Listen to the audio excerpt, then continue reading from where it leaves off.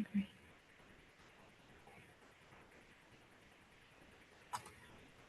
So good afternoon, good day, or good evening, everyone, depending where you are, and welcome to our webinar, Nuclear Education and Training in Africa and Europe Landscape and Opportunities. We're delighted to have participants joining from different regions to explore how education and training can shape the future of nuclear science and technology. Today's session is about building bridges between Africa and Europe, between academia and industry, and between experienced professionals and the next generation. To start this important conversation, it's my honor to introduce two distinguished voices who will be opening our session. Margaret Chege, lecturer at Kenyatta University and patron of RPNS-YGN Kenya Network, and Matteo Baldoni, communications and project manager at the European Nuclear Society. So please allow me to present and share part of their experiences from both great professionals today. Let me start first with Margaret. Well, first of all, this is our program for today, and let me start to introduce Margaret and Mattia. So Margaret holds a PhD and a Master's in Science in Environmental and Radiation Physics. She is currently a lecturer in the Department of Physics at Kenyatta University, where she is actively involved in teaching and research. Her research interests includes occupational radiation exposure, naturally occurring radioactive materials, NORM, and radon, nuclear and radiation communication, and the peaceful applications of nuclear energy. Margaret participates actively in international initiatives related to environmental radiation and nuclear physics.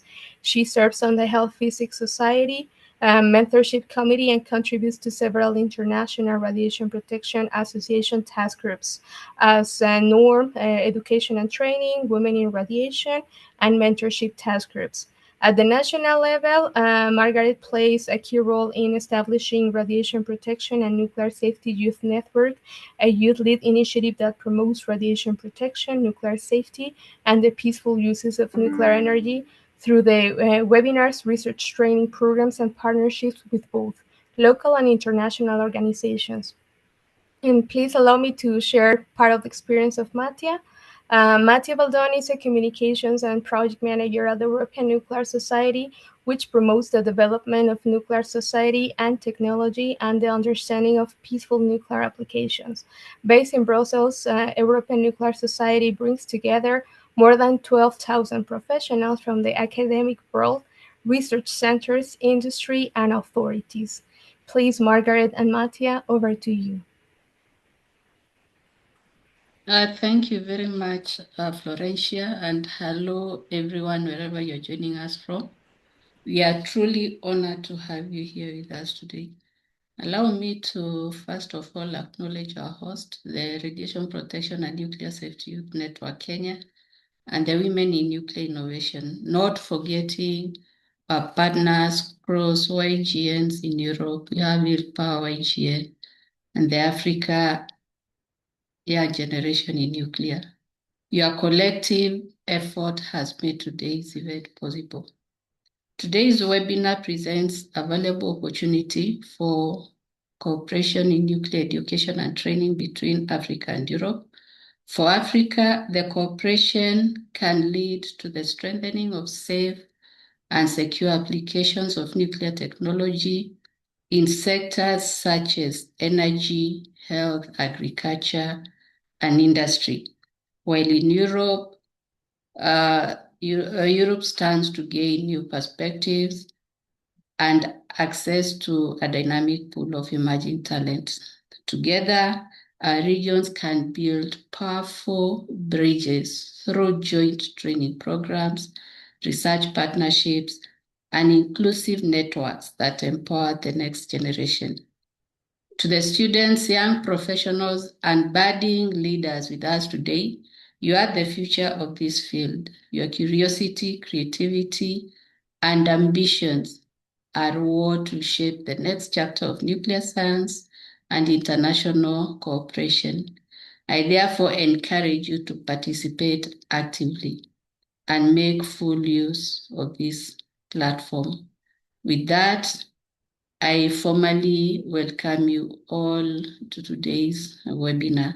Thank you very much.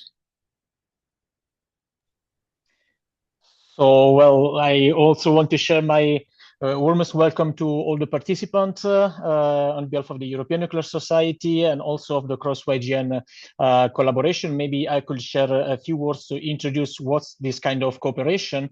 So the Cross-YGN initiative is a collaboration between different young generation network in Europe, representing different nuclear sectors. So we have the European Nuclear Society Young Generation Network, the International Radiation Protection Association, YGN, who will be together with us today, plus other colleagues from the FuseNet network, so focusing mostly on fusion energy and research, and EFOMP, which is the European Federation of Organization in Medical Physics. With this cross-sectoral collaboration, we started thinking about extending cooperation across sectors to a cooperation across continents. And we are very proud to have been able to set up this session together with the African YGN, the Radiation Protection Nuclear Safety YGN in Kenya, and Women in Nuclear Innovation to support and promote also the exchange between the different nuclear community across the world. So again, I wish you all to enjoy this session, and I hope you'll find it inspiring and full of food for thoughts. Thank you very much, Matty and Margaret, for this great message. So now let's move on into the heart of today's discussion with insights from our distinguished speakers. We have Rafael Chesori from Kenya, Raul Tocano Marquez representing the European Nuclear Society Young Generation Network, and Pau Aragon, who's representing Jóvenes Nucleares from Spain. Three of them will share their perspectives on nuclear education and training across Africa and Europe. So let me just start by introducing our main three speakers today. So for Rafael Chesori is the immediate past president of the African Young Generation in Nuclear, a network with membership representing over 40 countries across Africa, and he previously served as the Global Network Vice President of IYNC, International Youth Nuclear Congress, and the President of the National Network, the Kenya Young Generation in Nuclear. He is an IAEA PhD Fellow with a Master's degree in Nuclear Science and Bachelor's in Industrial Chemistry from the University of Nairobi, and he has extensive experience in youth empowerment, nuclear advocacy, and policy engagement. Under his leadership, AYGN has deepened partnerships with national and international stakeholders, including the IEA, WNA, World Nuclear Association, OECD and Nuclear Energy Agency, AFCOM, Rosatom, and BRICS Youth Energy Forum, among others. Amplifying youth voices in Africa's nuclear transformation. As a proud Kenyan, Rafael champions regional collaboration and youth-driven initiatives to accelerate Africa's safe, secure, and sustainable nuclear future. Rafael, please, the floor is yours, and it's a great pleasure to welcome you. Thank you so much, Florencia, for that very humble introduction. I want to appreciate the efforts put in organizing this webinar, especially the European Nuclear Society and all the partners involved. I want also to thank members for finding time to attend. So I want to share my slides to run you through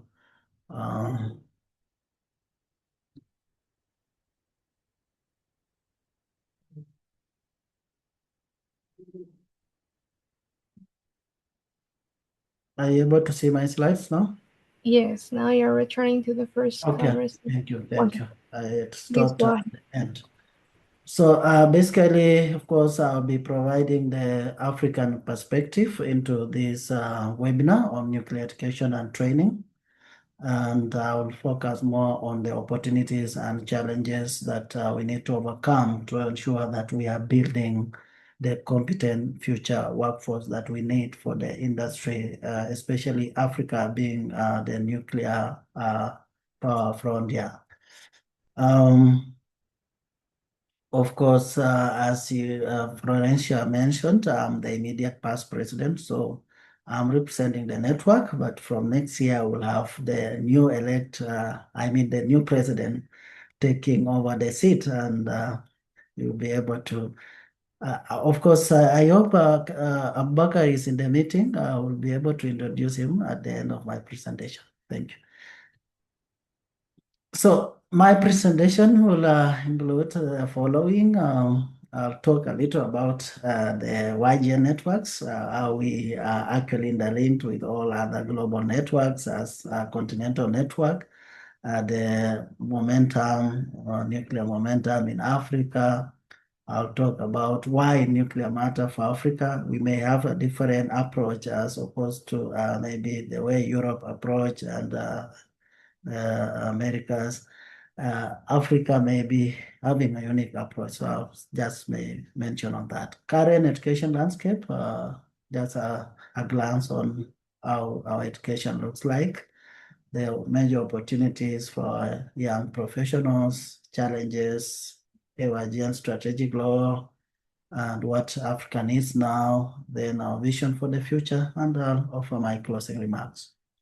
So basically, this is the global outlook of our network. As you can see, I've mentioned a number of YGNs there. And you can see from here, this is the network. AYGN is the continental affiliate to the IONC, the global network. And of course, in 2024, we admitted WIN Global YG as part of the global network IONC. And at the national level, we are having a number of YGNs, especially Africa is posting good expansion of the network. We started with just 3 YGNs, South Africa, Kenya, and Nigeria. Currently, we are counting over 25. Actually, we have indicated 22, but we have added another 3. So we're counting over 22 countries of presence in Africa as African YGN. And this is really a good growth for the global network. We are not-for-profit, a Pan-African Youth Network. Our mission is promote peaceful application of nuclear science and technology for sustainable development goals and Africa's Agenda 2063. And of course, our membership is drawn over 40 plus countries, but we have 22 chapters that are currently coordinating activities of the youth at the national level. About the nuclear momentum in Africa, as we have heard over the recent past, many newcomer countries are from Africa and Global South in general. And that this rising interest in nuclear power is it has been demonstrated by a number of countries, and youth population is the strategic advantage that Africa has, and many countries are expanding their nuclear national programs.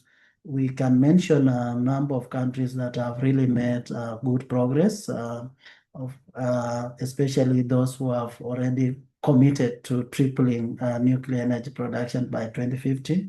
I remember in Dubai, we had Ghana and Morocco as the first countries to commit, then followed by Kenya and Nigeria. And then in COP30 recently, Rwanda and Senegal joined. So we have 6 countries that have committed to tripling nuclear energy production by 2050. And of course, the only country with operational nuclear power plant is Africa, South Africa, and Egypt is having construction underway. Countries like Kenya, Ghana, Nigeria, they are at advanced level, and they're in milestone 2 of the IA milestone approach.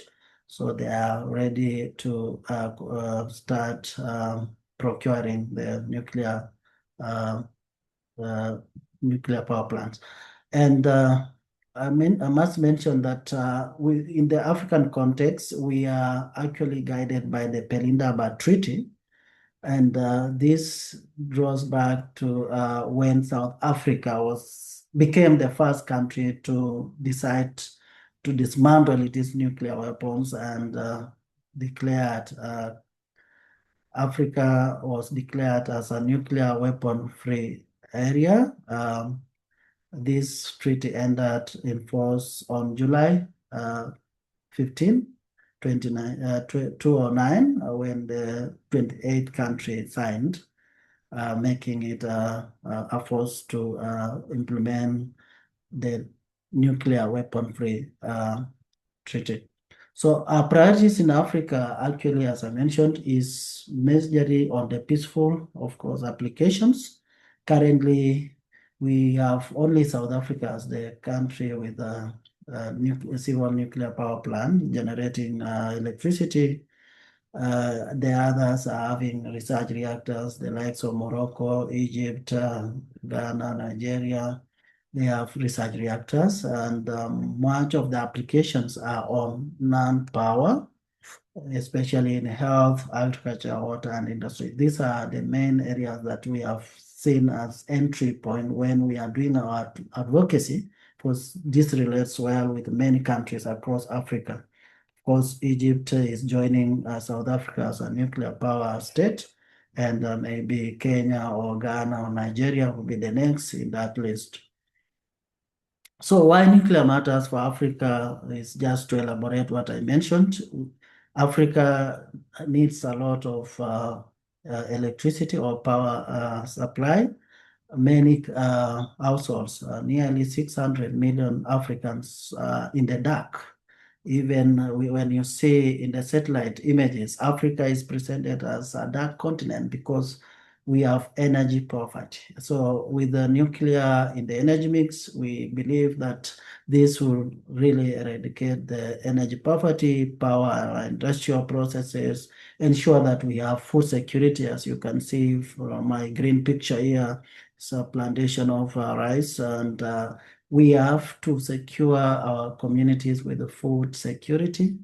And another aspect that is very crucial, things to do with health applications, the diagnosis and treatment. Cancer has become the greatest killer disease, not only for the rich, but every other household is crying of losing loved ones to cancer. And we need to advance diagnosis through nuclear medicine practice, and of course do a lot of other applications on treatment, radiation treatment technologies. So this is the main areas that we see it will help us address the challenges we have. Plus, of course, issues to do with clean drinking water. So if we have the technology, it will enable us do desalination, especially in the coastal communities. And we can also do a lot of hydrology, isotope hydrology to source for underground water that can help our communities. So all other non-power applications are the main things that we are focusing as young generation, and of course encouraging our countries to build a good foundation for nuclear electricity generations. So current education landscape, as we prepare the continent for the nuclear power plant developments or the nuclear technology deployment, we have, of course, considered that it's not just about building the infrastructure. It's about building the competent workforce that will drive this agenda forward. As it stands at the moment, many countries, more than 20 countries in Africa, are now having some form of nuclear education and training. And the programs ranges from nuclear engineering, nuclear science and technology, medical physics, radiography or radiotherapy, radiopharmacy, nuclear medicine, nuclear safety and security, radiochemistry or radioisotope applications, reactor operations, and safeguards, only to name a few. But I know these are expanding, and currently the countries that are leading, of course, South Africa has advanced trainings. We have a number of PhD programs in a good number of universities in South Africa. Same to Egypt. Of course, Egypt was regional training center at Alexandria University. It has nuclear engineering programs at PhD, up to PhD level, from bachelor's to PhD, and a number of universities in Egypt are offering such programs. Ghana, they have a very established center, the GAEC, Ghana Atomic Energy Commission, the Graduate School of Nuclear and Applied Sciences. They are offering programs that are very tailor-made to suit the interests of Ghana and, of course, continent at large. Nigeria also have advanced programs with PhD trainings, but not adequately. Same to Kenya. Kenya, we have a number of course, at the undergraduate level, as nuclear science and technology field, it draws from all disciplines that, of course, STEM disciplines, chemistry, physics. So, but at advanced level, the country, Kenya, they are proposing a number of programs like Kenyatta University. They are proposing a PhD in nuclear science and technology, masters in the same, and even at the undergraduate level. Currently, we have a program in JKUAT on radiography. JKUAT University is training radiographers at undergraduate level, and they are also developing postgraduate training for radiographers, especially the radiotherapy radiographers who will be dealing with the treatment. Of course, not forgetting the diagnostic radiographers. Morocco, of course, they have programs also to great extent with a PhD and also a number of undergraduate and masters. These are the countries that are continental leaders. The others do not have adequate. You can see that we are talking about less than 10 countries with nuclear science and technology programs, and still not even adequate enough in those countries. And the rest of the countries in Africa, they do not have programs that are actually tailored to nuclear science and technology training. You mentioned Uganda, Zambia, they do not have these PhD programs at advanced level. So currently, IEA through the TC, the Technical Cooperation, is supporting capacity building initiatives. And this is done through the AFRA projects that are dedicated in the areas that I mentioned, like radiopharmacy, nuclear engineering, nuclear medicine. We have a number of young professionals, especially our members of the network, who are undergoing through these trainings. I'm also a beneficiary of this PhD training through the AFRA project on human resource development. So I am a living example of what IEA is doing for the continent. So there is, of course, growing involvement of the Continental Youth Network to mobilize young people to see opportunities, training opportunities in this industry. And I must mention that, so this is just basically the network of nuclear education that IEA coordinates in the member states at a continental level. We have the nuclear education science technology for Africa, that's AFRANEST. We have the ANN for the Asia and ANN for the Latin America, and STARNET for the Eastern Europe and Central Europe. So these networks, IEA has designed in a way that they are working closely with educators to foster global collaboration among the universities. And of course, they are also facilitating infrastructural development and funding support for these regional networks. Like this is an example of an IEA supported project in Kenya. It's a regional program, but currently having more participation from the Kenya. It's an internet research laboratory for nuclear reactor physics, and it is done from Morocco, State, Rabat, Morocco. This is actually the research reactor in Morocco, which is helping a lot of young people to access real-time training for nuclear reactor physics. IEA launched the school, the school, sorry. They launched the school on SMR, and this is one of the sessions they had in Kenya in May 2025. And this is tailored to build the capacity because the technical readiness for Africa is still very nascent. And we want to see how well, through the technical cooperation and bilateral cooperation with other countries, the member states in Africa can really build that readiness, the technical expertise. Of course, not forgetting that funding is also another challenge. So this collaboration is looking at the trilemma aspects of it, the technical expertise, the financial aspects, and also influencing the national attitude or the continental attitude for nuclear acceptance.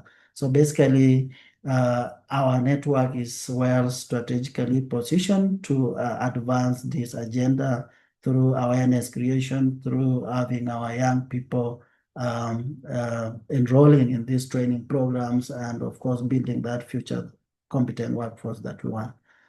So the major opportunities is whatever I mentioned. Like we have the SMR and advanced reactor technologies that are being promoted by IEA in the member states, IEA also and other agencies, including the WINS and even the Texas A&M University. They offer remote and digital learning platforms for our young people, and this is geared towards building their technical and skills base.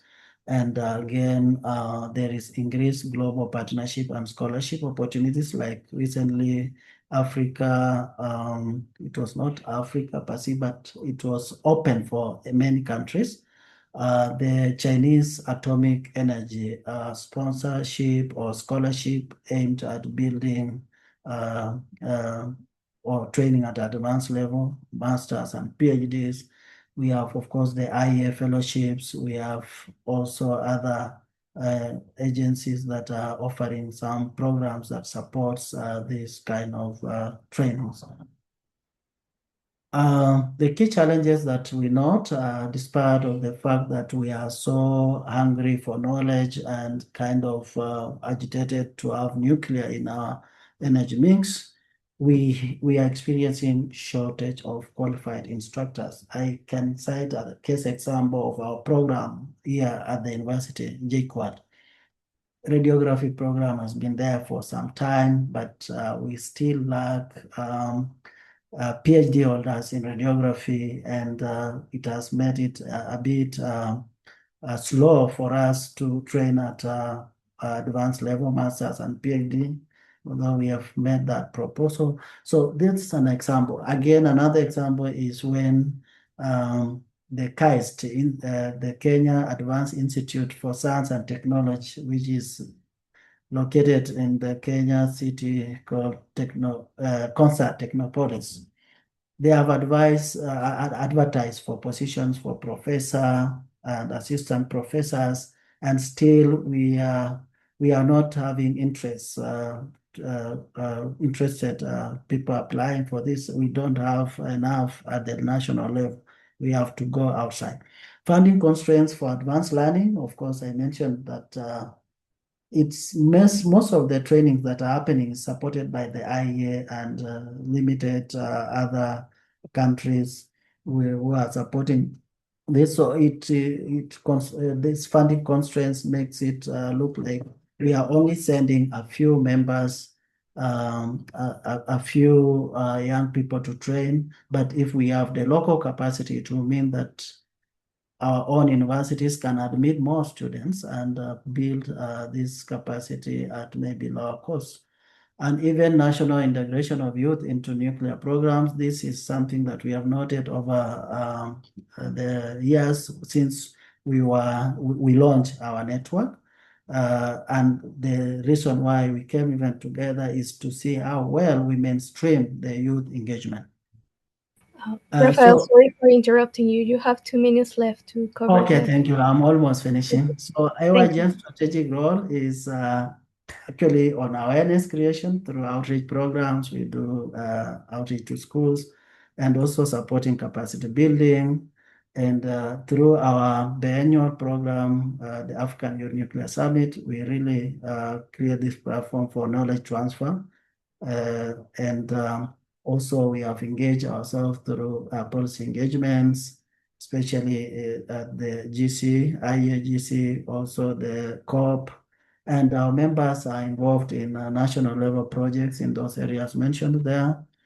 And most recently, last week, to be particular, now I am immediate past president following our AGM in Abuja, where we hosted a summit under the theme From Atoms to Impact.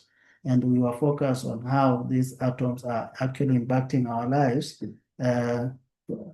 in the way that we are applying, especially on non-power applications. And we foresee a future where we have robust infrastructural development, advanced medical imaging and treatment, our cities enough electricity, our communities enjoying power. So these are a flashback of events that we do. That was COP in Dubai, where we had the declaration of tripling nuclear with the 20 a number of countries committing to that. So we pursuing nuclear dream for Africa, and the vision for the future is Africa is definitely producing world-class nuclear experts. And areas that we want to focus much is to build the 3S, the safeguard, safety, and security competences, stronger innovation culture around SMRs, technology, and applications, and then institutionalize the role of the youth in the nuclear governance to make us very relevant in driving this agenda. And to enhance on that, like robust safeguards, of course, we understand that we need to really encourage much on the peaceful applications to ensure we are building the trust and making sure that we are promoting the non-proliferation treaty regime.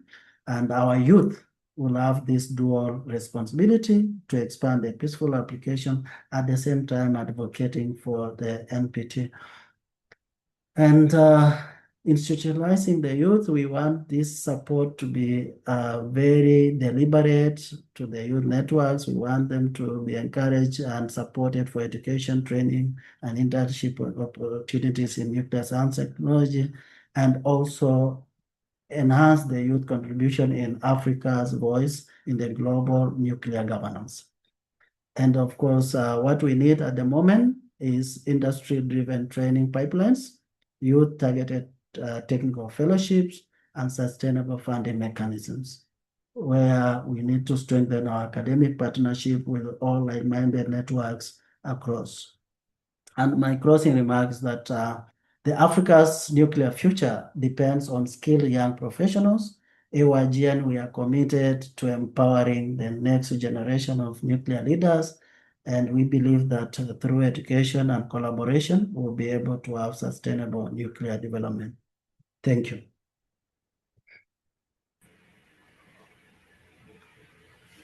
Thank you very much, Rafael, for that wonderful presentation. And we are very happy to see all the efforts that are ongoing in the African region. And of course, more students and professionals will have chances to go overseas and build these external capabilities to come back to the African region. That's very insightful. Thank you very much. So now, please, I would like to continue with the rest of the program. We have also two great representative speakers from the European continent. And I would like to introduce to Raul Tecano Marquez, is the head of the Safety and Licensing Department at NRG Palace, where he contributes to a wide range of Dutch and international projects. Before joining NRG, Program Palace, he worked in France on the EPR HPC project as a safety engineer and served as vice president of SFEN JG the Young Generation Network of the French Nuclear Society, and he holds a double European master's degree in nuclear engineering and currently serves as the vice president of ENS-YGN, the Young Generation Network of the European Nuclear Society. And we also have Pau Aragon from Spain. Pau is a nuclear fuel researcher at the Directorate for Nuclear Safety and Security of the European Commission Joint Research Center, GRC. He coordinates the development of the Transuranus Nuclear Fuel Performance Code with a network of license holders, and he holds a PhD in nuclear science and technology from the Universidad Politécnica de Madrid. He also serves as the president of Jóvenes Nucleares, the Young Generation Network of the Spanish Nuclear Society. Please, Raul and Paul, over to you. We are very delighted to have you in the house. Thank you. Hello. Thank you so much. Can you see my screen? Is it good on your end? Yes, we do. Please go ahead. Okay. So just before starting, I just would like to express my big thanks to WIN, to the African YGN, and to the Cross YGN initiative for allowing for this webinar to happen. In preparation to this webinar, we said multiple times that the collaboration between ENS and Europe and the African YGN is very important. And as we saw with Rafael, there's a lot of potential. And I hope that this is another starting point for a joint initiative. And we are very happy to be here. I will start my presentation with a similar slide to the one that Rafael showed. Yeah, so Rafael, the world maps is much more visual, but ENS-YGN has a similar position to the African YGN, in the sense that we are this umbrella organization between two other organisms. So IYNC, the International Youth Nuclear Congress, that has more of this international road. And then all the different national YGNs that Pau will also give you a little scoop in. We were founded in 1995 in Sweden, so we are, we just turned 30 this year, and we have more than 4,000 members, notably students and early professionals. So we are really targeting that youth audience. And as you can see, we have most of the European countries represented. We are very lucky to have a very active community. And what you see is that in addition to our active members, we also have what we call the observer countries, or the observer entities that join our knowledge transfer sessions, that allows us to get a different perspective from our countries. Before presenting you a little bit the initiatives in Europe, I think it's also important to explain you where we're coming from.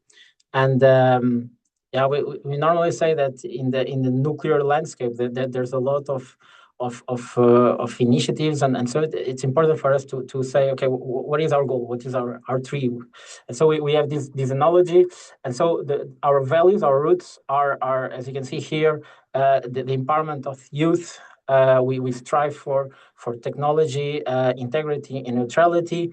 We have this sustainable development as something that we really use as our main motivation, and those values basically translate into the mission. And our mission, similar to the African YGN, is to encourage the YGNs to be together, to share knowledge, to share growth, to have a common action. I have someone writing on my presentation. Is it good? Oh yeah, it should be good. And basically to act as representative voice of the young generation. And how do we achieve this? So how do we bring this vision to life? Well, we do it by fostering youth leadership, by amplifying the YGN voice via this type of webinars, via this type of collaborations. And basically, how can we strive for a positive collaboration? Now that you understand a little bit our goal and where we're coming from, Maybe a word of nuclear energy in EU. So you have here the big numbers. So the numbers here are taken from the PRIS, from the IAEA database. And if you look right now, there's around 160 reactors that are in operation, and they produce around 149 gigawatts. This corresponds to 20 to 25% of the need of the electricity needs of EU. And there's a lot of discussion on EU on how should nuclear be included in the mix. Okay, so you've heard about the EU taxonomy, and nuclear energy is considered as part of the EU taxonomy. Recently, there was the Nuclear Illustrative Program, which also set up some of the objectives where numbers from 100 to 200,000 new people will need to join the sector for the current long-term operation and new build needs. And then there's a lot of SMRs and alliance, which are these pro-nuclear blocks that are coming together and trying to understand what kind of needs and kind of policy need to happen. Of course, nuclear in Europe is not only energy related, and there's a lot of research facilities that also facilitate and provide a lot of knowledge. So here you have again a map that highlights most of those installations. I also provide a link with a catalog that provides a description of the installations here. And the current vision is that there are around 39 reactors that are being operated, and there are 5 that are under constructions. You have a link here. The interesting thing about these kind of research facilities is that the purpose can evolve, right? So if I give an example with the high flux reactor in the Netherlands, originally it started to be used just for irradiation purpose, and in the meantime it has shifted its purpose also to the production of medical isotopes. And as Rafael mentioned before, health and health issues is something that unfortunately we see in the rise now and in the years to come. And so having this kind of research facilities allows to build the knowledge to not only address and to give a better quality of life, but then to progress into other initiatives. In addition to these research facilities, there's also what is called the JRC, with the Joint Research Center from the European Commission.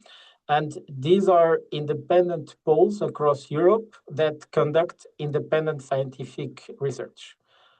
Paul here with us, he is part of JRC in Karlsruhe, so he can provide more information. But the goal is, again, to have an independent body that just provides the scientific know-how, the independent scientific know-how, so that then we can start drafting policy, we can draft decision-making, and we can drive the decision-making process in a way that it is convenient and correct for everyone.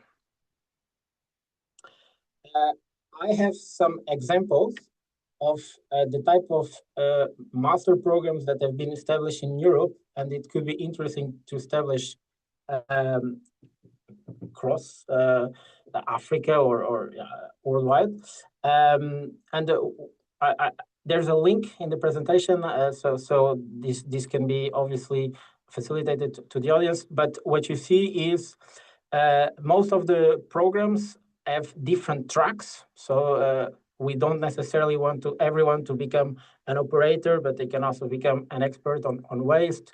They can become an expert in fuel, in plant design, and to highlight cooperation between countries, and this was also a point that Rafael made, is that normally there is some kind of rotation. So normally you start your training in one country, and then it is moved to another one.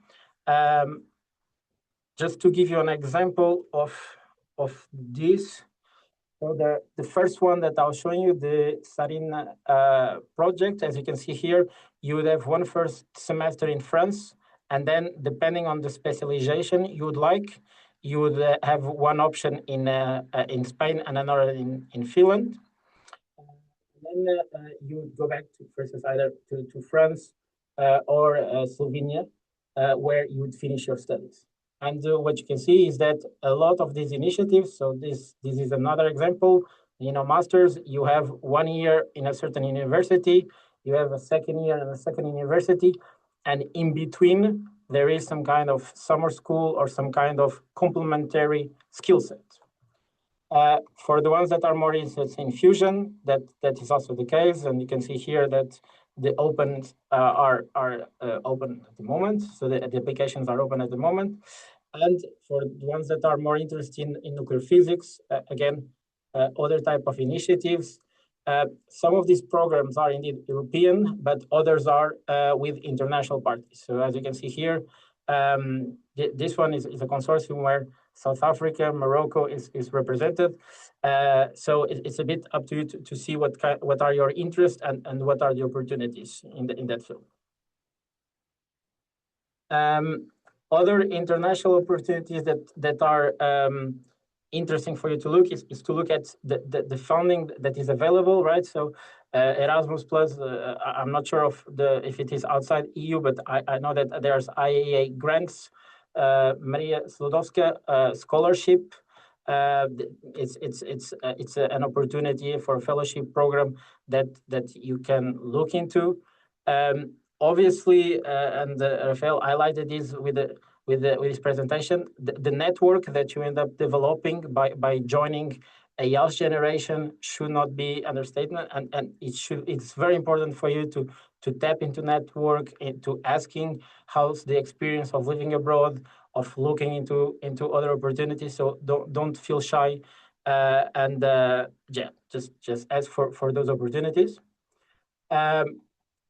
Other things that sometimes are overlooked is that there's a lot of information that is online. So that there is this educational hub provided by NN, where you can find a lot of courses that will help you understand the nuclear sector and the direction of where you would like to go.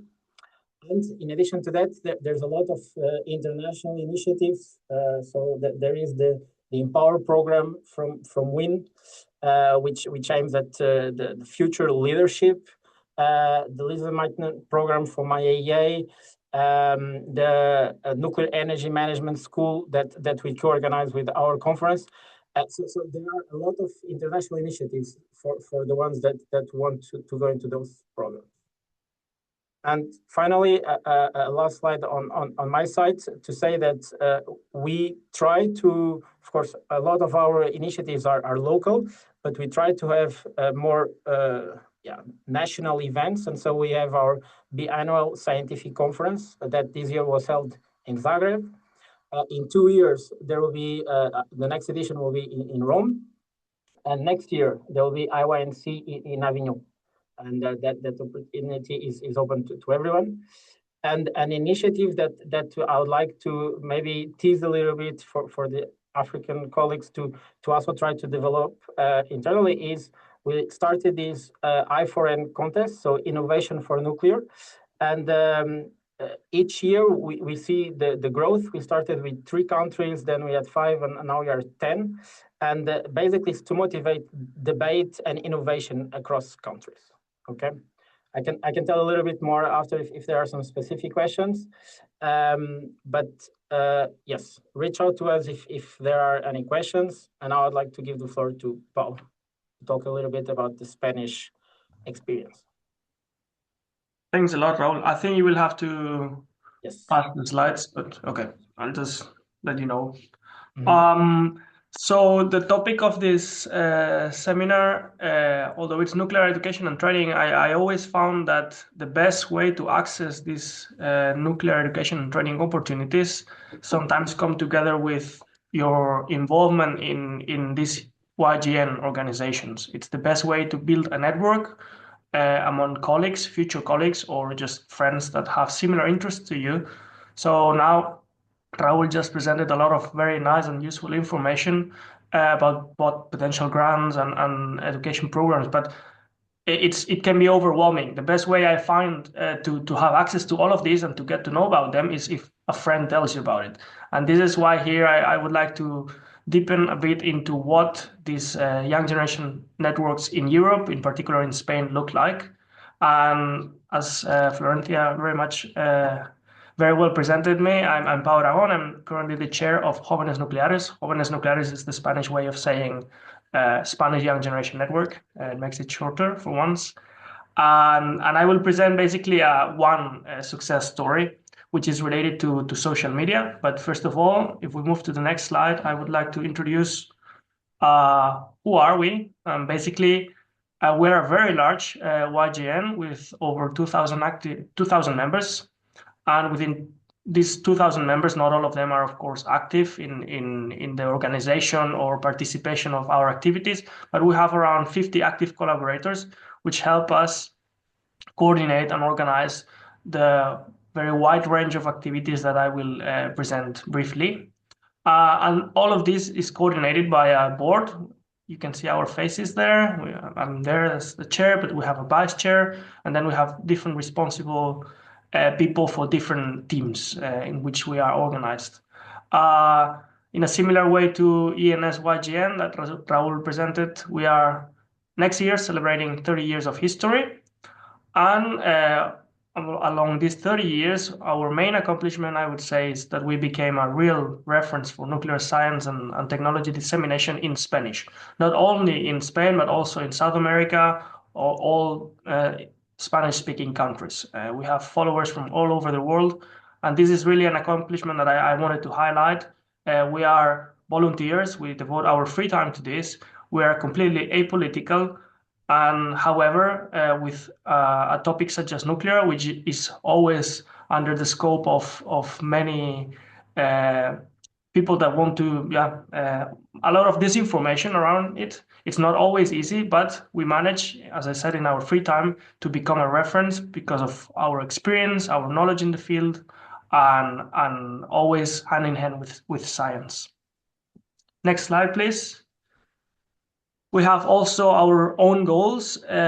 Basically, there are 4. And I will start by, as I was saying, the dissemination of nuclear science and technology to the general public. So we have to condense the complexity surrounding this field into something that can be understood easily by anyone, regardless of their age, background, etc.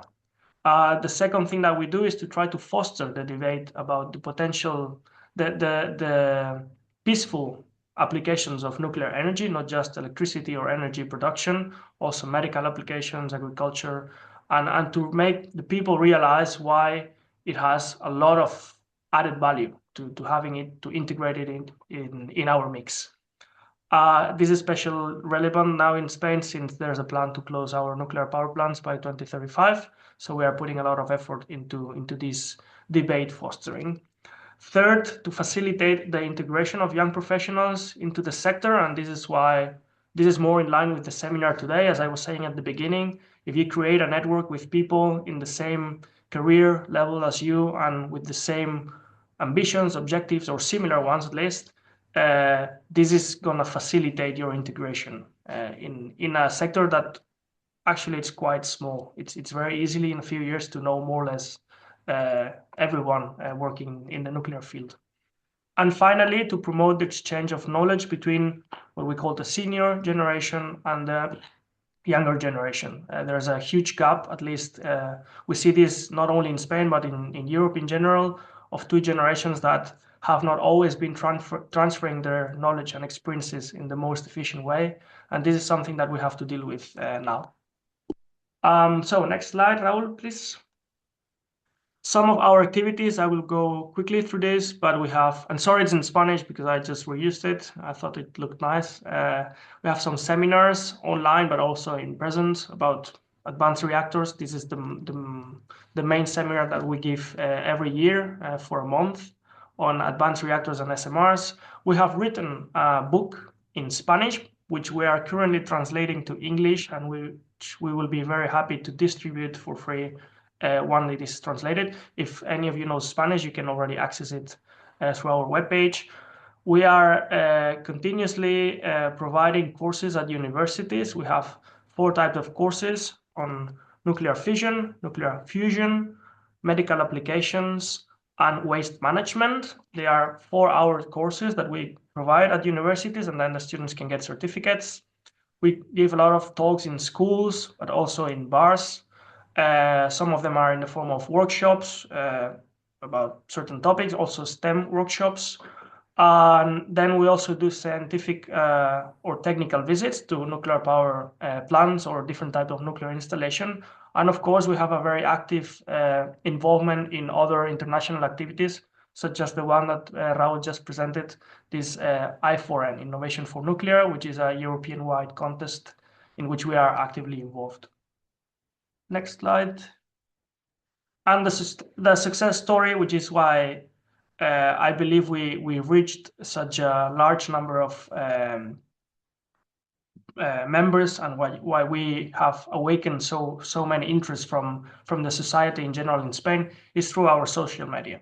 This had not always been like this. We were not very powerful in social media 30 years ago, but I must admit that in the past 5-10 years, we made a very big step, and this was in the form of a lot of content that was published, such as news. We made some Comic Fridays in which we upload some drawings related to nuclear energy in a more of a fun, in a fun way. Technical posts, technical pieces are just very brief pieces of information. Events and after movies of the events that we have carried out, live streams. We have a very powerful web page. And if you go to the next slide, which is actually why I think this works so well, and this is what I would like to share with other YGNs in case they are thinking of setting up a powerful communications team. This is how we worked and what has worked very well for us. We have split our communication team in 3 steps, and every step has a dedicated responsible person. First of all, this is actually a thing that we all do. We come up with an idea. What do we want to talk about? What do we want to disseminate about? And then starts these 3 different teams. The first one is the technical content team. And basically, the person that comes up with an idea must draft a short text on what he or she wants to explain. This is submitted to the technical content team, and then it is reviewed. And there are a few iterations between the 2 in order to make it rigorous, transparent, scientific. Then the final draft goes to multimedia, which makes it pretty. Basically, we read things because they are attractive to our eyes, so we must accompany this text with some fancy pictures, some fancy graphical line, some design videos, whatever. We have a multimedia team that is in charge of that. And finally, the combination of these 2, so the final product, technical and multimedia, is given to the community managers of each of our social media, which are responsible for posting it in a coordinated way across our many channels. So this, we found that it works very well, and it's what I wanted to share basically as a success story, and how we right now. I could tell you in the next slide, which you can go to the next slide already. You could expect to have the numbers, but what I did is I invite you to check yourself, to go into our social network channels and social media channels, sorry, and see yourself how this is working or not. Check the posts. It's in Spanish, but of course you can get ideas from them. This is a very demanding chain of work, as you can imagine. A single person cannot do it, and therefore the key lesson, the first one, is to, motivation is hard to keep, especially in your free time when you have the pressure of your job to do during the most big part of your day. But it is crucial to motivate and maintain a motivated team. And for that, we have other types of activities, which are in the sense of social events, trips, international trips, scientific visits. This is the way to somehow give the prize to these volunteers that spend their free time working in social media. You have to reward them somehow. Not everything works, and that's okay. You are more than likes. Sometimes you get more.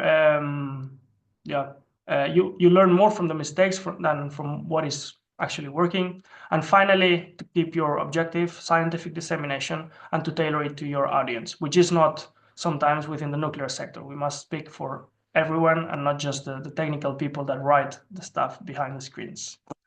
And with this, I think we come to my goodbyes. My last slides, basically this is our contact, email, webpage, but also we have accounts in all of these social media. So please feel free to reach out and follow us if you're interested. Thanks a lot. Thank you very much, Raul, for these wonderful presentations, as well as Rafael. Those were very great, insightful, and we really thank you for sharing your experience and also your motivational message. It's very well said that we are humans and we only not, I mean, we have to perform the technical capabilities, but we also need to endorse and continue collaborating with more people in different capacities. So thank you very much. So now, due to the time constraint, we will transition to the Q&A session. And one of our great collaborators, Victoria Hersner. Just a minute, please. I'm sharing my cover slides. Are you able to see my cover slides? Mattia? Yes. Thank you very much. So just recovering from that, I want to introduce Victoria Hersner. She will be taking over the Q&A session. Victoria is a radiation protection expert at the Austrian Agency for Health and Food Safety, focusing on clearance, environmental monitoring, and contaminated areas in radiation protection. She is also a PhD student at the University of Natural Resources and Life Science in Vienna, Austria, where she explores the radiation aspects of food fuel composition residues from a radiation protection perspective, focusing on cesium-137 and strontium-90 post-Chernobyl. Victoria is a member of the Austrian Association for Radiation Protection and the chair of Young Scientists and Professionals. Additionally, she is a member of the leadership committee of the International Radiation Protection Association, Young Generation Network, IRPA. So thank you very much, Victoria. Over to you. Thanks a lot. I already saw some questions in the chat, and I think Rafael already answered some of them. So thanks a lot, Rafael. Are there any questions? You can turn on your microphone and ask them.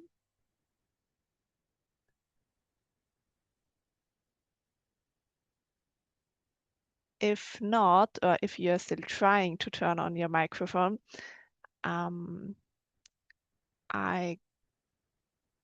have a question for Rafael.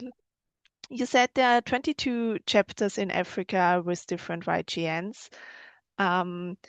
If a country wants to set up a YGN or a member, so somebody in a country, do you help them to set it up? Can they reach out to you, or do you have any information for interested new YGN members? Thank you, Victoria. Yes, indeed. I think a member asked that question about supporting the Ethiopian YGN. So essentially, we do establish new YGNs, strengthen the existing YGNs. So we have a committee that is dedicated actually to YGN support. That is the YGN liaison committee. And they give technical support in advising them whether they want to choose to do a society or to do a non-profit organization based on the more convenient approach they can have at the national level. Because sometimes registering an NGO may take even a whole year for you to realize the registration.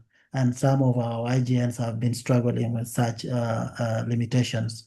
So if they are easily registered as a society, we encourage them to register as a society. And it makes it easy for them to pull together as young people. We usually just advise them to make an interim kind of secretariat to oversee this establishment. And once they have registered, then they can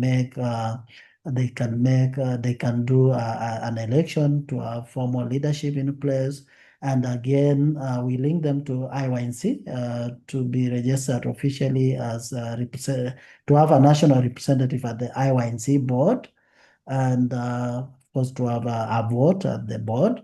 And that makes it also possible for them to have a startup grant for the YGN, because IYNC supports through startup YGN startup grants, and also regional or national project grant if they have any project that they can apply to the IYNC. So basically at AYGN, we are enabling, we are kind of open and available to give that technical and even moral support where they need. Thank you. Thanks a lot. And I think Florencia will share at the end all the contact information of the different speakers and YGNs we present here. And this would be also the answer because Albert was asking, how does one become a member of a YGN? Just write an email and say you are interested and from which country you are, and then we can help if there's already a YGN in this country. Or as Raphael mentioned, we support to set up a national YGN. During Raul's talk, there was a big, long question. I think it was from Girma, how big nuclear advanced countries collaborate and work together with Africa, and what defines collaboration or engagement for safe, secure, and safeguard in nuclear power. So I think it goes a bit in what do the big countries do to support Africa? Can you maybe answer that, Raul?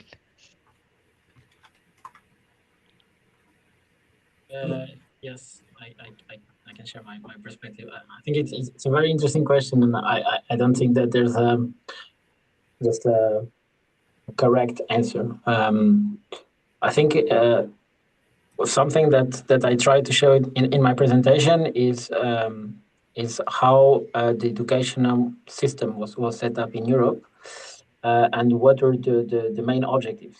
And I think that this kind of feedback, in the same way that Paul said, well, we tried something and it worked or it didn't work. I think this kind of feedback is important to help starting an African nuclear program. I think it really boils down to practical collaboration, right? So how can we ensure that we are training the most professional and the most competent people? And the way to do this is by having knowledge transfer sessions, is by having mentoring, and to have reverse mentoring, where young people also have a voice to say what are some of their constraints and what are some of their priorities, and together advance into a common direction. And I do think that the moment we start having that same mindset, I think the collaboration tools, or the collaboration breaches will come more naturally. But right now we are a bit apart, and somehow we need to find a way of bringing these two continents together, and that I think is a big challenge. Thanks a lot, Raul. And I think also the webinar here is a first step, because now you have different contacts and faces from different countries, and sometimes it's the simplest way to just reach out and ask somebody you know, for example, from a conference, from a webinar, and then there are open new ways you can find on the internet. So don't hesitate to reach out and talk to each other and compare what are the possibilities. I have another question for Raphael. Yes, You mentioned that there are a lot of different nuclear education and training in Africa in different countries. Is there a list where a student can look up in which country they can study what, or do they need to go to each specific university website by themselves? Thank you for the question. We can provide that list, although it is like a list that is living, because some programs are upcoming, they are being approved, and we may not have updated lists so far on all the programs that are currently on offer. But I will advise that most members can look at opportunities in South Africa, because they have advanced training programs. Ghana, Ghana and Alexandria and Egypt, they host the IEA Regional Training Center. So Alexandria University has programs that are supported by IEA, and also Ghana at the graduate nuclear school. So they have a number of programs, and of course, as I mentioned, it's not yet adequate. We are still developing these programs at the university level to ensure that we have all the relevant training programs to support nuclear power development on the continent. Thanks a lot. So again, reach out and ask, and then you maybe get a link and also some insights what is new. Pau, I also have a question to you. You showed us really nice artwork. So who is doing this artwork? Are they also professionals in nuclear, or are they other people, they don't have anything to do with nuclear, or can you give us some information and tips for that? Interesting and nice question. Thank you very much. It is not hard to imagine that, okay, we all here are in the nuclear field, but we might be good at other things out of the nuclear bubble as well. And this is the case for every person, and in our organization is no different than that. And actually, I was surprised to see some people that they realized they were good at doing all this artwork once they joined us and they were given the chance to start collaborating in this way. Most of us, it's true, we are nuclear physicists, engineers, etc. But in our team, we also have lawyers, we have human resources people, psychologists. We have plenty of different backgrounds, and yeah, the good thing is that a lot of things, a lot of times it's funny because this is more of an anecdote. This machine that we need to keep the social media team going requires a lot of fuel, so to say. And sometimes people come and go, of course, because their boundary conditions in their personal life or in their professional life change. So we need more people. And from time to time, we need to send emails out saying, okay, do you want to work with us? Please join us. And sometimes we get people interested, and then they ask, okay, but how much do you pay? And this is funny because then I think of all the work that has been done without ever paying someone with money. We pay with experience, we pay with networking, and this is something that is I really admire from the people I have the pleasure to work with. That yeah, many different backgrounds. We learn working with each other, and we do all that because we love explaining what we do to other people. What is really nuclear? What is it about? But yeah, I hope, yeah, this was a broad answer, but I hope it more or less addresses the question.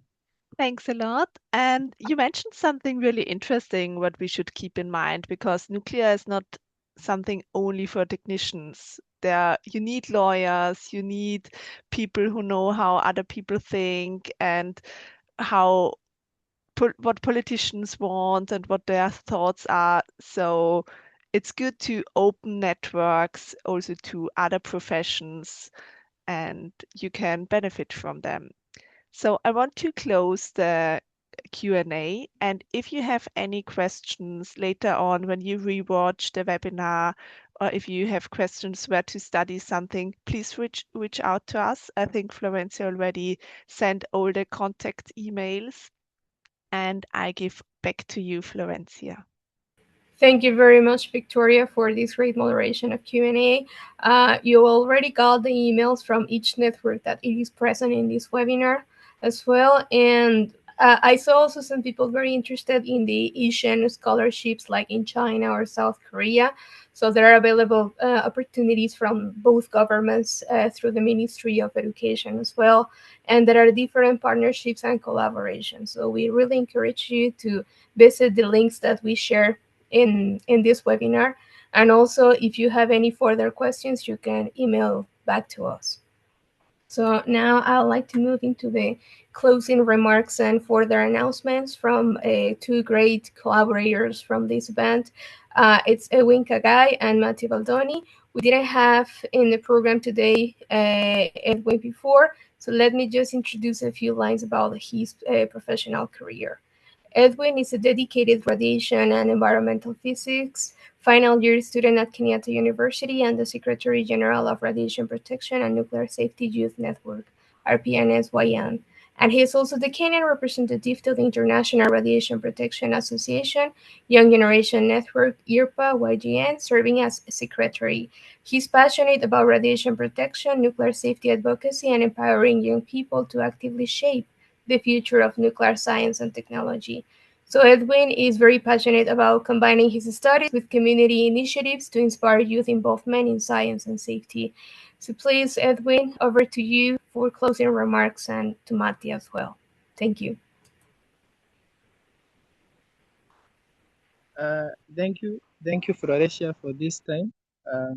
Mine is just simple to give vote of thanks from the side of RPNS and the other collaborators that made this webinar a success. I would like to thank very much our speakers, beginning with Pau Aragno from the Spanish Generation Network. Thank you for the great presentation that you made, because of even the inspiration that you meant to the students and all the listeners. I also wish to thank Raul Chacano Marquez, who is the Vice President of European Society. And I would also wish to thank Baldon for helping us to connect with Raul, who was presenting to us today. Thank you very much, Florencia, who is a great collaborator, because of even helping us to moderate well. Victoria for helping us with the question section. And I also saw Takahiko and VP from the ILPA, International Radiation Protection Association, where they are also my colleague. Thank you for attending. I also wish to thank all the collaborators, all the societies, beginning with European Nuclear Society, African YGN, led by Rafael Tesori. Thank you because of your big presentation, because of even answering the question well. Also wish to thank KYGN, Kenya Young Generation in Nuclear. I also wish to make an announcement that RPNS-YN, we signed an MOU with KYGN, and this is where we intend to combine radiation safety with the nuclear applications and see how the two integrate. So mine is just thank you all of you for attending, and I am wishing to continue collaborating with you, working together with you to make sure that nuclear education is well disseminated to all the African member states and the European side. And thank you all. Thank you all for attending. I wish to stop there and welcome Matthew to give his remarks.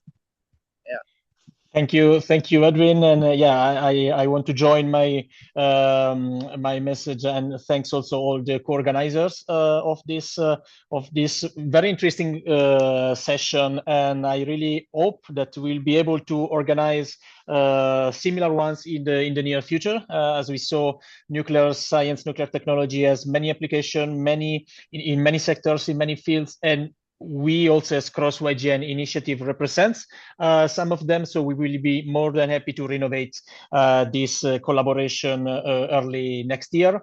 Well, maybe a few points on the discussion we had. We saw through the different presentation, the brilliant presentation shared by the speakers, that youth is really a strategic advantage, but also, and I really took note of the sentence that Rafael shared, beyond infrastructure, there's really the need to build competent and skilled workforce, and actually is a common challenge both to Africa and Europe.